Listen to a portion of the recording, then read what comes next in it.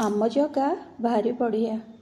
ତୁମ୍ଭେ ଯେ ଆଶ୍ରୟ ଜୀବଙ୍କ ଧର୍ମାର୍ଥ ଉତ୍ପତ୍ତିକାରକ, ଆବରି ତୁଜେ ସତ୍ୱଗୁଣ ଧର୍ମ ପ୍ରକାଶ ଭଗବାନ।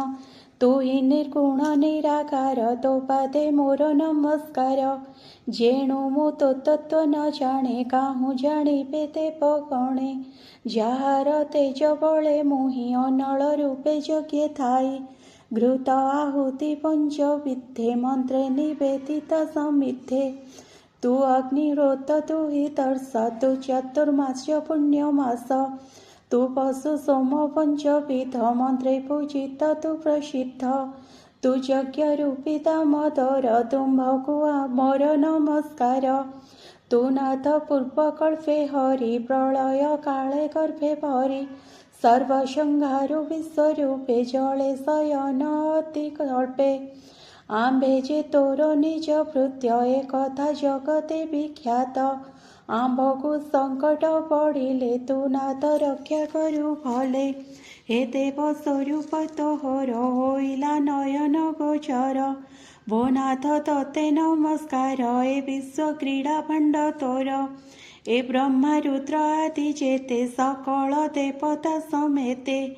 ମରିଚି ଆଦି ସର୍ବ ଋଷି, ସର୍ବେ ତୋ ଅଂଶରୁ ପ୍ରକାଶୀ। ତୁ ହି ସେ ପୁରୁଷ ମହତ, ତୋ ପାଦେ ଆମ୍ଭେ ହେଲୁ নত। ତୁମ୍ଭର ମାୟା ବଳେ ପ୍ରାଣୀ, ମୁହିଁ ମୋହର ପରିମାଣୀ। ଉତ୍ପତ୍ତି ଗାମୀ ପୁତ୍ର ଗଣେ, ନିତ୍ୟ ସେ ଭୁଞ୍ଜଇ କଷଣେ। ତଥାପି ମୋହ ନ ତ୍ୟଜଇ, ଅସତେ ଲାଳସାକୁ ବହି। ତୋ କଥା ଅମୃତ ନ ସେବେ, ଏଣୁ ପଡ଼ଇ ଭବାନବେ। ତୁ ନାଥ ଯଜ୍ଞ ଅଗ୍ନି ସୋମ, ତୁ ନିତ୍ୟାଚାର ବିଧି କର୍ମ। ସମିଧ ପାତ୍ର ତୁ ଋତିଜ, ଯଜ୍ଞାତି ଯଜମାନ ତୁଜ। ତୁ ସ୍ୱହା ଶୁଦ୍ଧା ଯଜ୍ଞ ପଶୁ, ତୁ ଯଜ୍ଞ ପୁରୁଷ ପ୍ରକାଶୁ।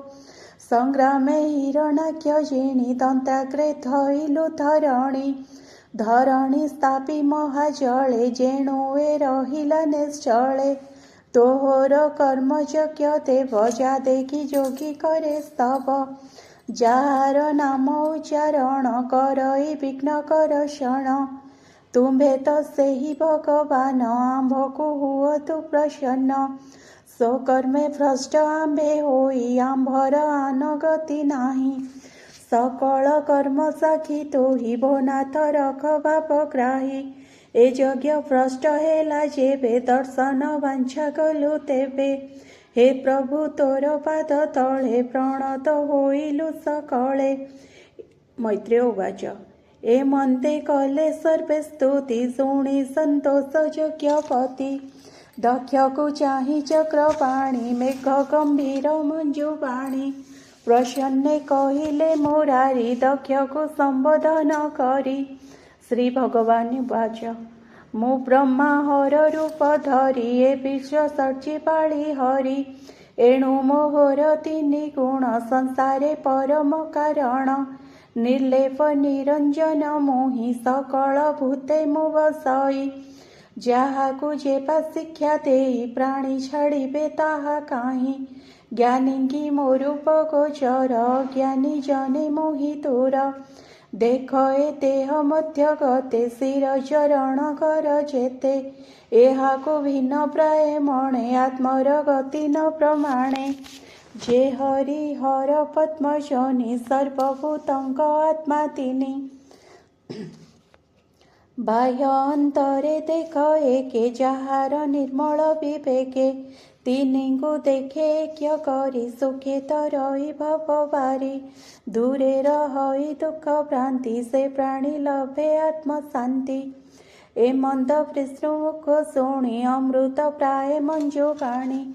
ହରିକି ଯଜ୍ଞେ ପୂଜା କଲା, ଯେଣୁ ତାହାର ଭାଗ୍ୟ ଥିଲା। ଋଷି ଦେବତା ପୂଜା କରି, ରୁଦ୍ରଙ୍କୁ ରୁଦ୍ର ଭାବେ ପରି। ଯଜ୍ଞର ଶେଷେ ଭାଗ ଦେଲା, ସେ ଅବଭୃତ ସ୍ନାନ କଲା। ଦକ୍ଷ ରହିଲା ନିଜ ଘରେ, ତେବେ ଚଳିଲେ ଯେ ଛାପୁରେ। ଏବେହ ଶୁଣ ଗୁରୁ ବୀର, ସତୀ ଯେ ଛାଡ଼ିଲେ ଶରୀର। ସେ ପୁଣି ହିମବନ୍ତ ଘରେ, ଜନ୍ମିଲେ ମେନକା ଉଦରେ। ପୁଣି ସେ ରୁଦ୍ରଙ୍କୁ ବରିଲା ଅମ୍ବିକା ହିମଗିରିବାଳା। ଏ ମନ୍ଦେ ରୁଦ୍ରର ଚରିତ ଯେ ମନ୍ଦେ ଦକ୍ଷ ଯଜ୍ଞ ହତ। ଉଦ୍ଧବ ମୁହିଁ ଶୁଣି ତତେ କହିଲି ପରିମାଣି। ପରମେଶ୍ୱରର ଚରିତ ଭକ୍ତ ତାରଣେ ଭାଗବତ। ଭାବେ କହିଲି ତ ଅଗ୍ରତେ ତେଣୁ ତୁ ପଚାରିଲୁ ମତେ। ସର୍ବସମ୍ପଦ ଏଣେ ଲଭେ ଜୀବନ ପଡ଼େ ପରା ଭବେ। ଏ ଯଶସ୍କର ଆୟୁଷ୍କର ଆସନେ